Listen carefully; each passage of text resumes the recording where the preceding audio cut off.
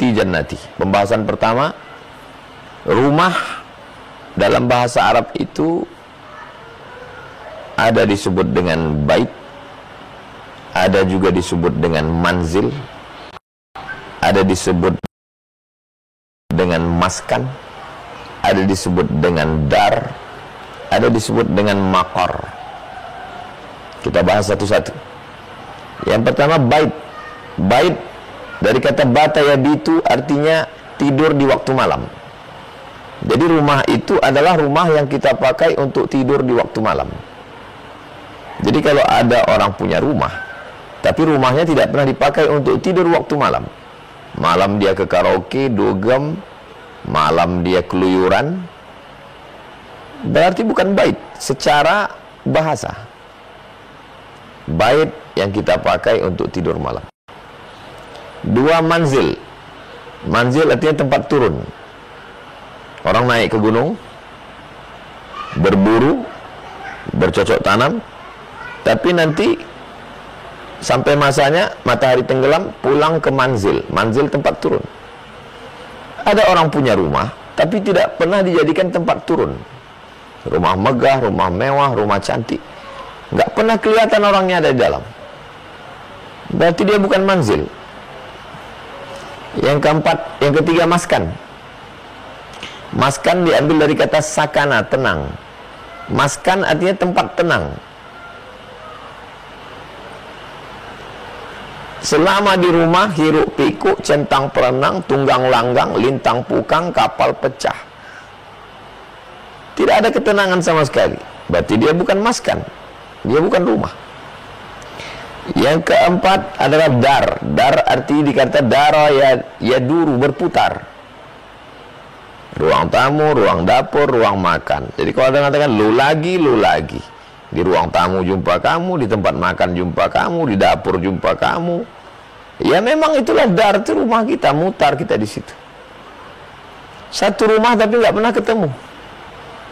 Yang satu dengan dunianya di sana, berarti dia bukan rumah. Yang kelima adalah maqar. Diambil dari kata istaqarra yastaqirru, istiqrar, tempat menetap, residen, address. Alamatnya di mana ya Pak? Waduh, saya nggak menetap, saya sehari di sini. Iya, masa nggak punya tempat menetap? Ada alamat tempat kita menetap. Tempat menginap di waktu malam, tempat turun, tempat mendapatkan ketenangan, tempat berputar-putar, tempat menetap. Itulah rumah. Sekarang mari kita renungkan, apakah rumah kita tempat tidur kita malam? Apakah di rumah itu kita turun? Apakah di rumah itu kita mendapatkan ketenangan? Apakah di rumah itu kita mutar-mutar dari dapur ruang tengah? Apakah di rumah itu kita menetap? Kalau iya, berarti itu sudah cukup untuk disebut sebagai rumah.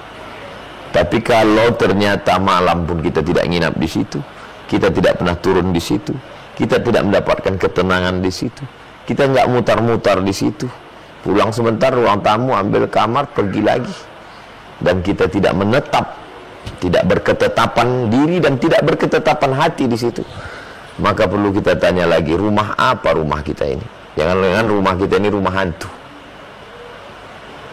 Ini pembahasan pertama. Mari kita merenung sejenak.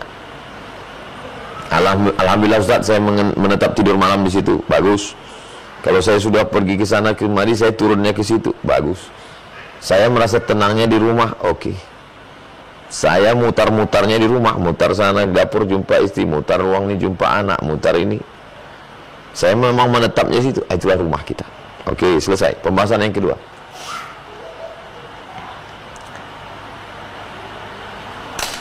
Nabi sholat, lalu Nabi mendorong ujung kaki Aisyah.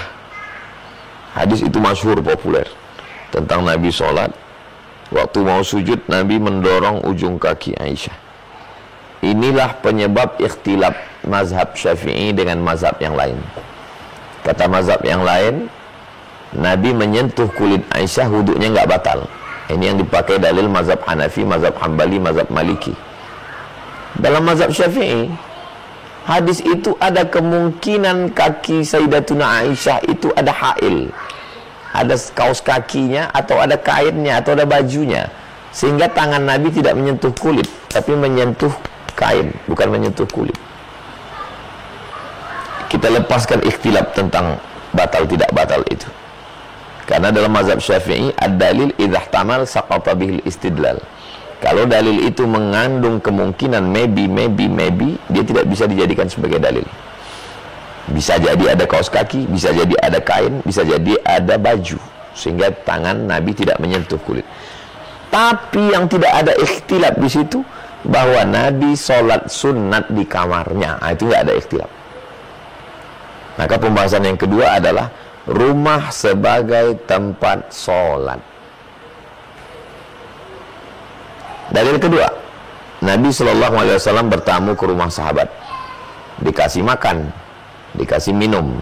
Pas mau pulang Nabi nanya, aina turidu an usolli? Kamu mau saya sholat di mana? Ini rumahmu ini kan luas, iya. Kamu mau sholat di mana? Karena Nabi tahu nanti tempat sujud Nabi itu akan dijadikan mereka tempat sholat untuk ngalap barokah, bekas tempat sujud Nabi. Kami mau engkau sholat di sini ya Rasulullah. Nabi sholat di pojok rumahnya. Untuk apa? Sebagai musalla al-bait, tempat sholat sunat di rumah. Sholat duha di situ, sholat hajat di situ, sholat taubat di situ, sholat wudhu di situ, sholat tahajud di situ. Sehingga ketika anak kita melihat ada sajadah ayahnya, ibunya terbentang, mungkin waktu itu dia nggak sholat, tapi waktu kita mati, saat dia rindu, dia akan bentang sajadah yang sama di atas tempat itu, dan dia angkat takbiratul ihram dengan tumpahan, bukan linangan, tumpahan air mata melepas rindu. Allahu Akbar. Tumpah tangisnya waktu itu. Ini manfaatnya.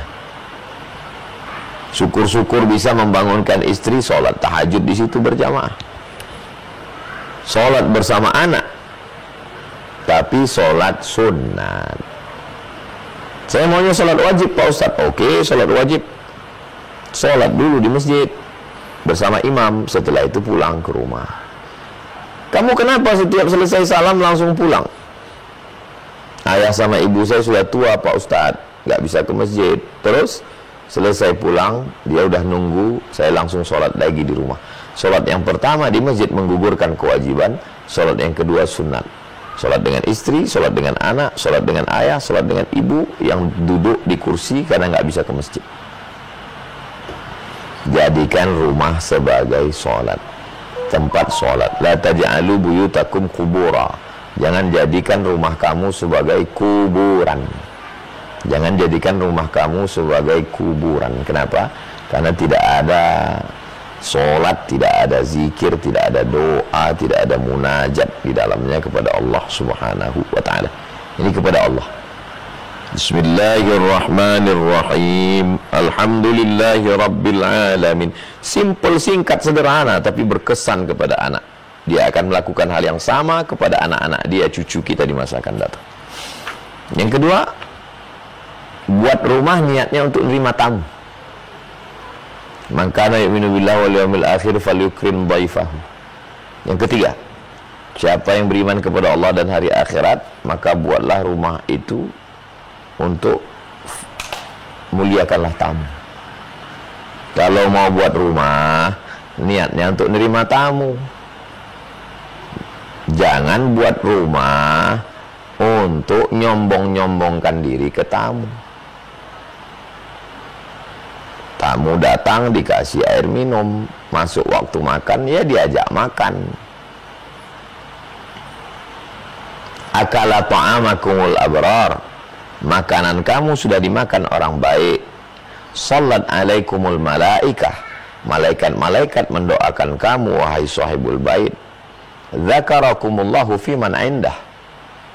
Dan malaikat mendoakan kamu, Allah membanggakan kamu kepada para malaikatnya. Yang keempat, rumah tempat membaca Al-Quran. Kebetulan rumah kami dulu almarhumah ini guru ngaji mak saya. Jadi habis maghrib ke Isya, sebagian ada orang anak-anak ke masjid, sebagian ke rumah kami. Saya jadi staf almarhumah emak ini. Kalau emak saya sibuk, saya ngajar. Jadi murid-murid saya itu ada yang adik kelas saya, ada yang seangkatan saya, ada yang sebaya saya, ada yang kakak kelas saya. Beberapa preman baru taubat datang ngaji ke rumah, itu jadi murid saya. Jadi rumah itu heboh dengan bacaan Al-Quran. Syukur-syukur bapaknya hafal Quran, ibunya kalaupun tidak ya baca Iqra. Saya pernah ceramah di kantor pertanahan. Ustaz Somad dalam kitab tafsir Ibnu Katsir juz sekian halaman sekian. Loh, Bapak pegawai pertanahan. Iya Pak Ustaz. Kok hafal Bapak Ibnu Katsir juz sekian halaman sekian? Saya habis sholat subuh di rumah itu Pak Ustaz baca tafsir Ibnu Katsir. Muridnya banyak Pak. Muridnya 1,5. Loh kok 1,5? Anak saya stay di situ, istri saya setengah. Kenapa setengah? Dia duduk di situ, kadang-kadang dia sambil masak ke dapur bolak-balik. Dia aku dengar dari dapur. Saya membacakannya aja. Ini sekarang ada yang nggak paham, saya tanyakan ke Ustaz. Beli itu kitab tafsir, bacakan di rumah. Nggak paham nanya Ustaz, sehingga pertanyaannya berkualitas. Ada pertanyaan, bingung kenapa? Ya nggak tahu apa yang mau ditanyakan. Kalau dia nggak ngaji. Membacakan Al-Quran. Coba para suami-suami ingat kapan terakhir ngajar istri baca Quran. Kapan terakhir ngajar anak? Kapan terakhir mendengarkan hafalan anak? Kapan terakhir mendengarkan setoran? Kapan terakhir ngeliat dia baca a ba ba ba ta ta ta batasa Iqra? Gak usah dijawab. Cukup bayangkan aja. Ini amat sangat penting untuk keberlangsungan rumah sebagai tempat. Yang kelima adalah mengundang ulama. Dulu kalau ada Maulid Nabi, Isra Mi'raj, Nuzul Quran, datang penceramah ke kampung kami. Itu diundang almarhumah mak saya ke rumah, dia masak. Dimasukkannya kain sarung. Saya anak-anak nggak ngerti, nggak paham apalah maksud. Baru saya paham bagaimana sahabat dulu dan tabi'in mengundang sahabat untuk makan ke rumah. Maka saya kalau tahu ada ulama datang, ya sesuai kemampuan kita. Mohon maaf Pak Kiai, kalau berkenan. Dulu ada ustadz penghafal Quran datang ke rumah kakak ibu saya. Di ruang tamu, dibawa ke kamar, dibawa ke dapur, sampai dibawa ke dapur. Heran saya apa? Ternyata untuk ambil ngalap barokah ulama penghafal Quran. Begitulah dulu Nabi SAW dibawa oleh sahabat, bekas-bekas atharus salihin, bekas-bekas orang soleh. Itu kan Nabi, Pak Ustaz. Ulama, al-ulama warathatul anbiya, ulama pewaris para nabi. Tak dikumpulkan semua. Nanti kalau kita mati, anak-anak kita itu ingat. Sekarang kenapa saya ingat? Ya karena orang tua saya buat. Dan sekarang Buya Yahya, Ustadz Hanan At-Taki, Ustadz Taki Malik, Ustadz Salim Afillah, Ustadz Luqmanul Hakim, Habib Ja'far, Habib Muhammad bin Anis, Habib Ali Zainal Abidin dari Malaysia. Makanan biasa, nasi putih, telur ayam, nggak ada yang spesial. Tapi melanjutkan tradisi orang tua dulu. Saya bawa anak saya, tolong doakan Kiai, tolong doakan Habib, mengambil barokah. Besok saya dapat kabar Ustadz Luqmanul Hakim membaca kitab Imdadul Mughith. Saya minta dari jam 8 pagi sampai jam 12 membacakan kitab itu ke santri, ke ustazah, lalu kemudian ke jamaah. Habis itu minta doa anak-anak, mengharapkan barokah para ulama, sehingga turunlah keberkahan di dalamnya. Syukur-syukur dia bisa ceramah. Kalau ngundang ulama ke rumah, minta pembahasannya tentang harta warisan, jangan tentang sabar. Kalau suami meninggal, istri dapat berapa? Bagaimana dengan wasiat? Bagaimana dengan hibah ke anak-anak? Supaya bagaimana, apa yang dilakukan pertama kalau suami mati? Jangan sampai kita kira suami mati bingung ini anak istri mau dimasukkan di kamar atau jangan dimasukkannya ke garasi, ke gudang. Bingung dia mau diletakkan di mana, kuburnya kapan, siapa yang diundang. Waktu sakit keras mau sakratul maut, siapa yang membisikkan la ilaha illallah. Ini insya Allah kalau itu kita jalankan, ketenangan itu seperti burung. Bagaimana cara kita supaya burung ini mau datang? Ya kita tebar berasnya. Kita beras umpan, baru dia datang. Kalau enggak mau dia datang. Barokah itu seperti burung yang hinggap di pohon-pohon. Kenapa dia hinggap di pohon itu? Ya karena ada madu di situ. Bagaimana keberkahan itu bisa datang? Diundang dengan sholat, diundang dengan tamu. Doa tamu habis minum itu, ya Allah, jadikanlah orang yang punya rumah ini sakinah, mawaddah warahmah. Wa idza quri'al Qur'an, kalau Quran dibacakan fastami'u lahu, dengarkan baik-baik, wa ansitu, diam, la'allakum turhamun, mudah-mudahan kamu dapat rahmat, turun rahmat Allah Subhanahu wa taala. Mendatangkan ulama memiliki keberkahan, memiliki karomah kalau dia wali Allah. Kalaupun tidak, dia mengajarkan kebaikan, para penghafal Quran, mujahid fi sabilillah. Poin yang keenam, rumah sebagai tempat silaturahim. Makanya dulu ada tradisi malam Jumat wirid Yasin. Laki-laki RT RW datang ke rumah. Rumah itu kecil, akhirnya dibukalah di depan rumah pakai tenda. Orang dulu nggak mementingkan apa makanannya di rumah siapa. Yang dipentingkan mereka bahwa ya mereka bisa silaturahim, bisa minum, bisa ngeteh, bisa makan, bisa duduk, bisa zikir, bisa baca Quran. Sekarang banyak orang yang nggak tahu rumah tetangganya. Kenapa? Ya nggak ada silaturahim. Wirid Yasin itu sebetulnya casingnya aja, daripada duduk-duduk nggak tentu arah. Mari kita baca Yasin. Toh dengan baca Yasin juga mengamalkan sunnah Nabi, man qara'a Yasin fi lailatin, siapa yang baca Yasin pada suatu malam asbaha maghfuran lah. Cuma kalau mau buat wirid Yasin lagi di lingkungan RT RW perumahan, kalau bisa setelah Isya, sholat Isya dulu di masjid, jangan habis maghrib, nanti masjid kosong. Sholat dulu Isya di masjid, habis itu pulang, baca Yasin setengah jam selesai. Jadi kalau jam 8:20 selesai, baca Yasin, zikir, jam 9 selesai. Nggak ada istilah nanti kemalaman Pak Ustadz. Banyak sekali istilah orang sekarang takut kemalaman, tapi kalau untuk nonton bola jam 2 malam nggak ada kemalaman.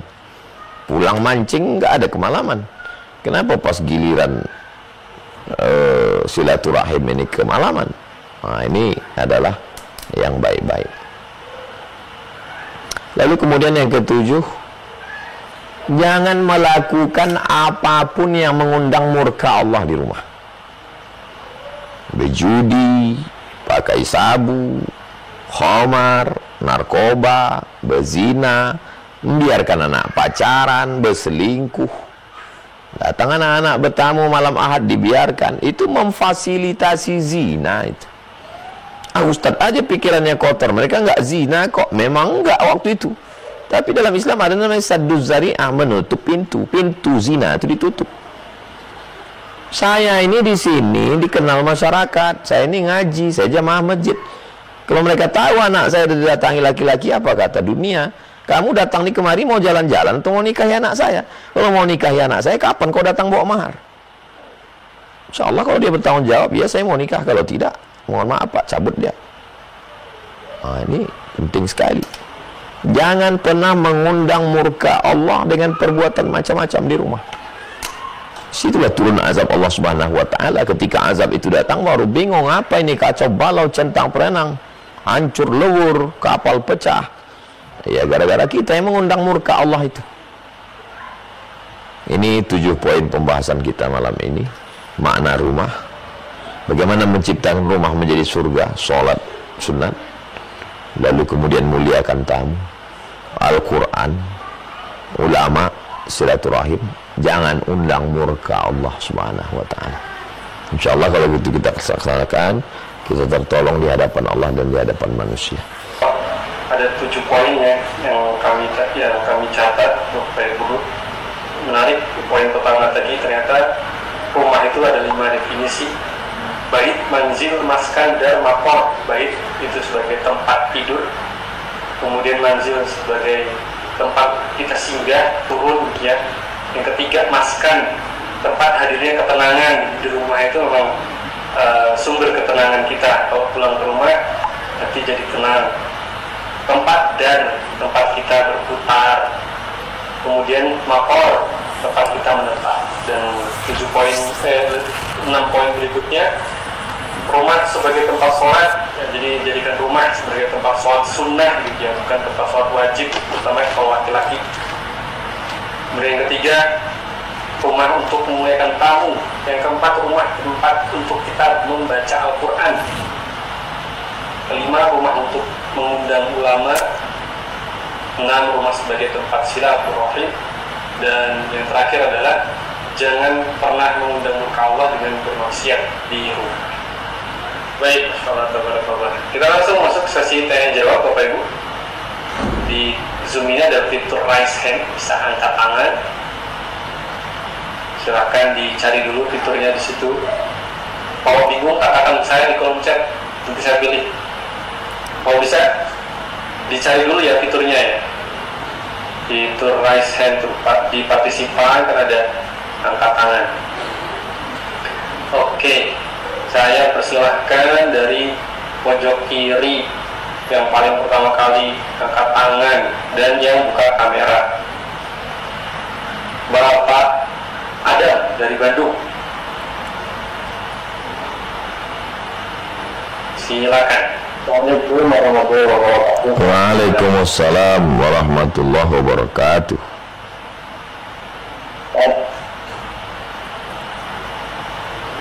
Ya, silakan Pak. Barakallah. Mungkin sebelumnya saya kenalkan mudah-mudahan dengan berkahnya saja. Barakallah. Dan yang saya tanyakan Ustaz, seputar rumah yang otomatis masuk ke rumah yang memungkinkan sama rumah yang muslim gitu ya. Kenapa beda ya suasananya tadi? Jadi namanya begitu ya. Kalau rumah kita kan walaupun sederhana tuh mahal saja. Kalau rumahnya sedikit walaupun besar gitu ya, kelihatan gimana, itu suasananya kok ada saja. Itu aja mungkin.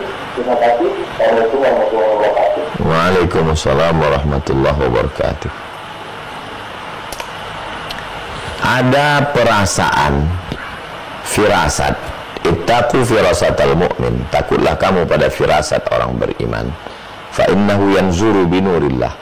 Karena dia memandang dengan cahaya dari Allah Subhanahu wa taala. Jadi di dalam hati kita itu diberikan Allah Subhanahu wa taala cahaya untuk merasakan nyaman tidak nyaman, merasakan tenang tidak tenang. Jadi ketenangan itu bukan pada ketenangan kursi mahalnya, bukan, tapi pada ketenangan batin. Kenapa batin kita itu tenang? Karena tempatnya bukan bersih, suci. Suci itu jauh dari bersih. Tidak semua yang bersih itu suci, tapi semua yang suci pasti bersih. Nah, jadi dari mulai bersih zahirnya sampai kepada bersih batinnya. Bersih zahirnya emang bendanya bersih. Bersih batinnya jauh dari kekufuran, kesyirikan, kemunafikan. Itulah yang membuat kita hati itu tenang, nyaman. Huwallazi anzalas sakinata, Allah yang menurunkan ketenangan fi qulubil mu'minin, ke dalam hati orang yang beriman. Dari mana datang ketenangan itu? Dari Allah. Kenapa kita merasakan ketenangan? Karena suci dari zahir dan batin. Demikian, wallahu a'lam bishawab. Baik, terima kasih menjawab pertanyaannya Bapak. Lanjut. Saya izin bacakan pertanyaan Ustaz di kolom chat ini cukup menarik. Ya. Berkaitan dengan ini, saya ringkas saja ya. Jadi Ustaz, di Indonesia ini sering dijuluki sebagai negara yang fatherless gitu saja. Dia ayah itu ada, tapi seolah-olah nggak ada gitu ya, terlibat dalam kehidupan keluarga gitu kadang. Nah makanya padahal di dalam rumah itu sendiri laki-laki itu adalah kepala keluarga gitu Ustaz. Nah seorang laki-laki yang sudah menikah itu kan punya kewajiban untuk mendidik istrinya gitu Ustaz. Pendidikan baik agamanya dan lain sebagainya gitu ya. Bahkan nafkah dan lain sebagainya juga tanggung jawab suami. Nah kondisinya seandainya si suami ini dari sisi pendidikan itu belum terpenuhi gitu Ustaz. Lalu siapa yang menjadi tanggung jawab pendidikan suami? Ya kalau istri tadi kan penanggung jawabnya adalah suami. Nah kalau seorang laki-laki, siapa yang punya tanggung jawab untuk mendidik seorang laki-laki Ustaz? Apa Ustaz, mohon pencerahannya.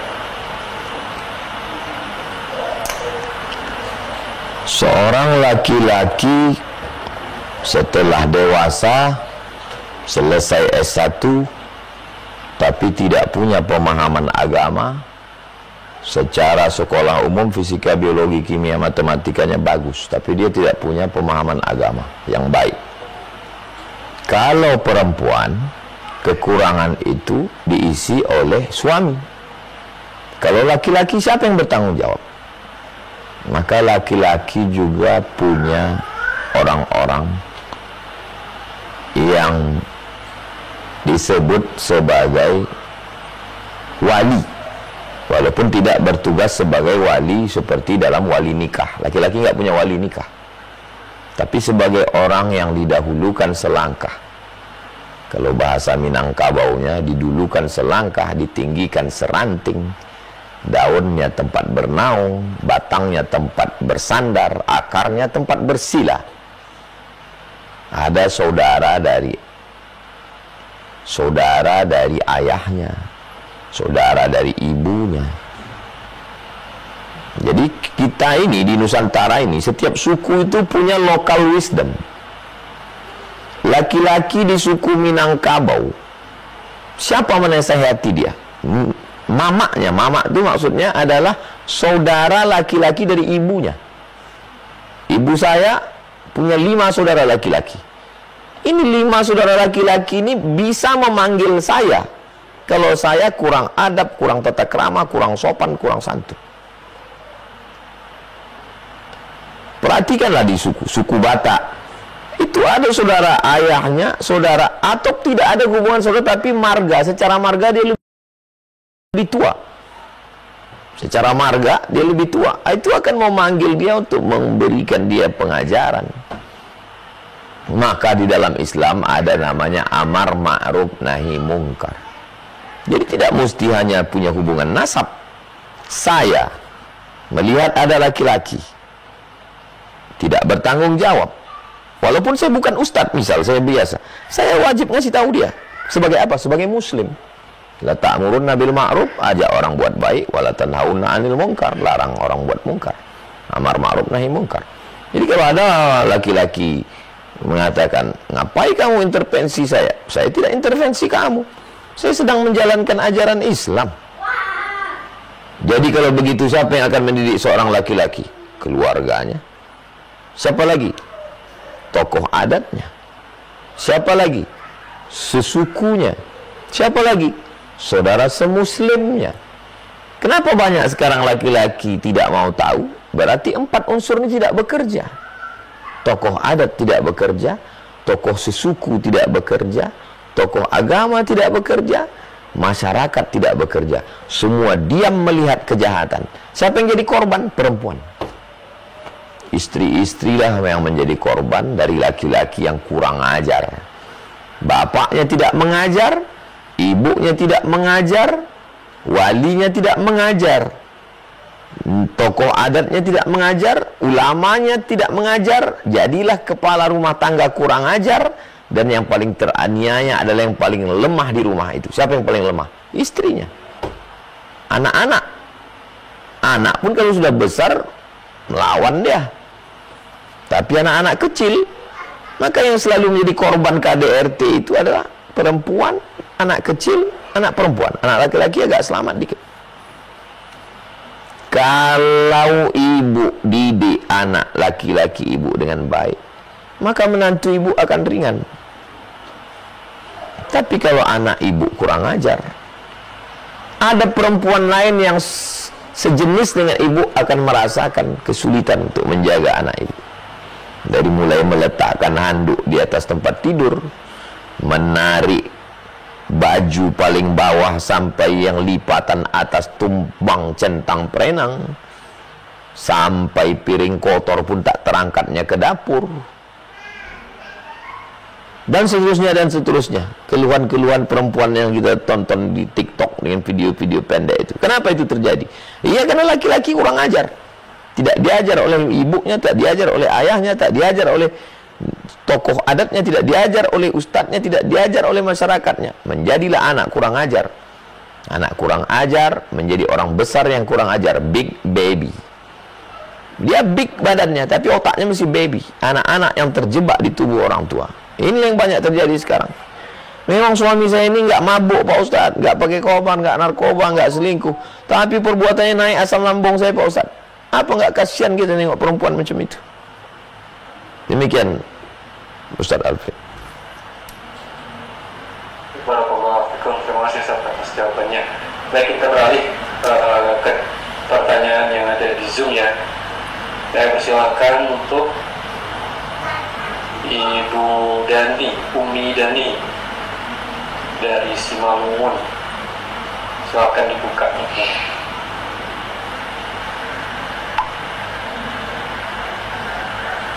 Bisa Ibu buka mic-nya. Silakan, sudah bisa. Assalamualaikum Ustaz. Waalaikumsalam warahmatullahi wabarakatuh. Saya mau bertanya Ustaz, masalah yang pertama masalah gini Ustaz, kalau kita sedang dengar ceramah dari YouTube, itu kan ada doa-doa Ustaz. Itu apa hukum kita mengaminkan doa itu? Terus yang kedua Ustaz, kalau kita lagi belajar menghafal Quran Ustaz, kita dulukan menghafal atau kita tilawah? Terus yang ketiga, kan anak saya laki-laki Ustaz, dia pernah bilang saya ini abang suka ada orang perempuan yang ini gitu Ustaz. Jadi cara mengasih pengertian dengan anak itu gimana Ustaz? Karena kan kalau kita langsung bilang nggak pacaran gitu kan pastinya dia ini berontak tidak itu Ustaz. Cara supaya mengarahkan anak itu supaya jauh dari pacaran, supaya dengan gimana Ustaz itu biar baik juga Ustaz. Terus cara mendidik anak supaya istiqomah untuk menghafal Quran Ustaz. Kemarin itu kan anak sempat 1,5 tahun di pesantren, cuma karena ada hal terjadi pembulian Ustaz, jadi anak keluar. Jadi disayangkan juga Ustaz, karena waktu itu dibilang pihak pesantren, ya abang ini bagus di setiap ininya, kalanya, soalnya, tahajudnya udah tinggal gitu. Jadi kami heran Ustaz. Jadi yang saya tanyakan gimana supaya kami menjaga hafalan di rumah, caranya gimana Ustaz? Terima kasih Ustaz. Assalamualaikum warahmatullahi wabarakatuh. Waalaikumsalam warahmatullahi wabarakatuh. 3 pertanyaan. Pertanyaan yang pertama tentang doa. Siapa saja yang berdoa Ibu aminkan. Amin, amin. Selama orangnya baik, doanya baik. Apakah doa itu live, atau doa itu rekaman, atau doa itu di TikTok, semoga anak kita soleh, kata dia, amin. Padahal itu tidak live, tidak saat ini. Kenapa? Karena tidak ada salahnya mengaminkan doa orang beriman. Niat dia baik, niat kita baik, pertemuan baik. Ad-da'i wal mu'ammin fil ajri sawa. Orang yang berdoa dan yang mengaminkan doa balasannya sama pahalanya. Maka kita aminkan. Amin, amin, amin. Oh, doanya nggak berlaku karena tidak live. Kalau doa tidak berlaku karena tidak live, berarti kajian juga tidak berlaku karena tidak live. Bacaan kitab juga tidak berlaku karena tidak live. Bacaan Quran juga tidak berlaku karena tidak live. Nah, jadi tentang masalah doa, aminkan. Allah Subhanahu wa taala menyuruh kita berdoa, ud'uni astajib lakum. Dan kita disuruh mengaminkan doa. Nabi Harun mengaminkan doa Nabi Musa. Amin, amin, amin. Nabi Muhammad SAW mengaminkan doa Jibril. Amin, amin, amin. Tilawah atau tahfiz, dua-duanya jalankan.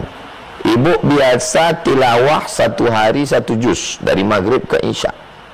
Tapi ibu mau tahfiz juga, ibu kurangi tilawahnya. Tilawahnya setengah jam, tahfiznya setengah jam. Atau ibu tambah waktu. Dari maghrib ke isya ibu tetap tilawah ngejar 1 juz. Ibu cari waktu lain sebelum subuh bangun untuk tahfiz. Dua-duanya dapat. 2 tipsnya.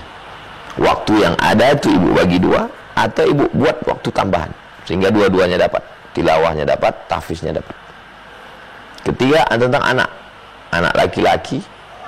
Kalau hubungan emosional ibu dekat dengan anak laki-laki, jangan kau pacaran, insya Allah tak pacaran dia. Jangan kau tinggalkan sholat, insya Allah. Jangan pernah berhenti mulut bercakap. Jangan pernah berhenti sholat sunat hajat untuk anak. Jangan pernah berhenti untuk kebaikan anakku ini Al-Fatihah dan tutup dengan sholawat.